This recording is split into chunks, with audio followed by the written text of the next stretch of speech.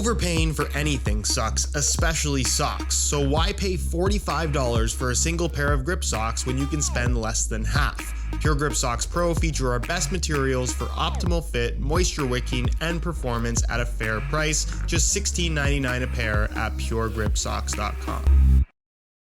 I think most people would agree that when it comes to football boots, having more options from all of the brands is typically a good thing. The more options you have, the more likely it is that you're going to end up with the perfect pair of boots for you. At the same time, however, I do think some of these options on offer, while not necessarily bad, can be a little bit unnecessary, and Puma, at this point in time, I think is a little bit guilty of that. Ladies and gentlemen, the brand new and limited edition Puma Future Z 1.3 Lazertouch. Basically everything you would normally get with the Future Z 1.3, but instead of the forefoot and toe box area being made from their EvoKnit Pro material, it's made from kangaroo leather with a very subtle laser etched texturing on the surface, all for the same $200 retail price. Do they look good? Absolutely. Do they feel good?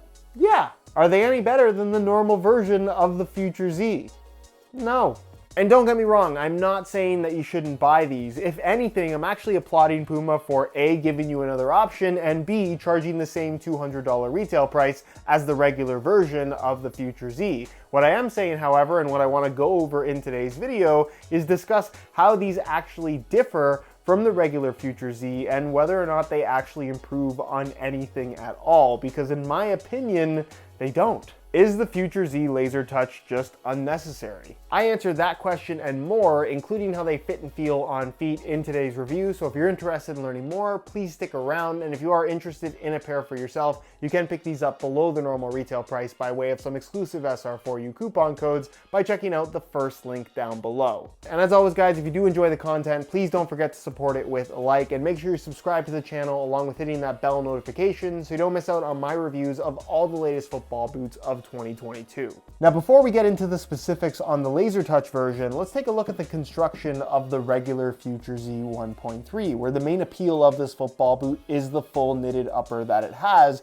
where you can see specifically in the solid orange area across the front of the foot, there's a very visible seam that transitions between this elasticated knit material through the midfoot and this more soft, slightly padded EvoKnit Pro material that you have in the forefoot. That really does offer a nice touch on the ball and this very comfortable sock-like sensation against your foot. What effectively Puma have done here for the Lazertouch version is they've swapped out that EvoKnit Pro material for a strip of really thin kangaroo leather. And if you look at the angle of the seam, it is a little bit different, especially here on the medial side. You can see it's a little bit less harsh, so technically this cuts off a little bit further forward on the football boot than what you'd find on the regular version, but nonetheless, you're swapping out the toe of the football boot for knit in place of kangaroo leather and effectively calling it a day. And what's also kind of funny about the Lazertouch version, and part of the reason why I can't necessarily recommend it over the regular model, is that the kangaroo leather that they've used here is about the same thickness as the EvoKnit Pro upper on the standard variation. So while this does definitely feel different in terms of being leather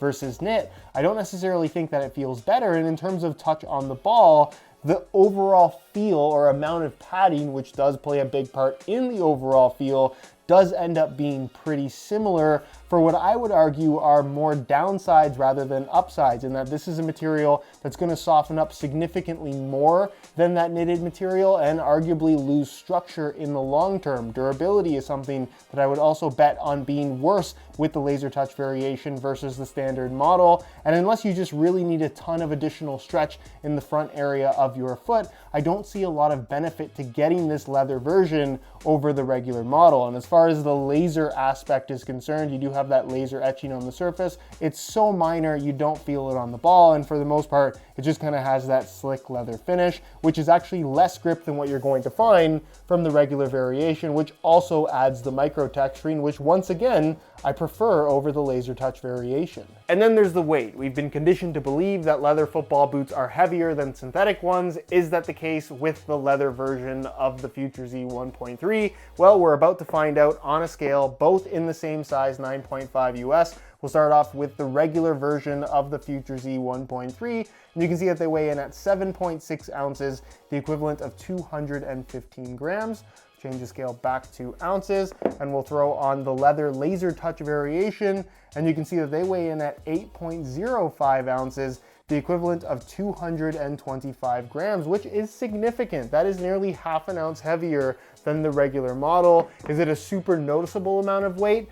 On feet, not necessarily, but it is worth noting that the leather version, for little to no benefit at all, does weigh a little bit more. Everything else about the Lazertouch version of the Future Z 1.3 is identical to that of the regular model. I'm not gonna go over it in this video, but if you wanna learn more about what is arguably one of the best new football boots of 2022, I'll leave a little pop-up on screen to my original review where I cover absolutely everything that you could possibly want to know. On feet, the Lazertouch version feels great, but again, not necessarily better than the regular version of the Future Z 1.3. I think the lack of flow and the detachment in regards to the leather part at the front and the knitted part for the other 2/3 of the football boot is very evident when you bend your foot. You can see that there's almost no creasing in the leather because all the creasing is happening just before the seam on the knitted portion of the upper, which some people might actually like, but I'm personally not a big fan of the fact that there is no fastening system for that leather portion, mainly through the forefoot, because obviously at the toes,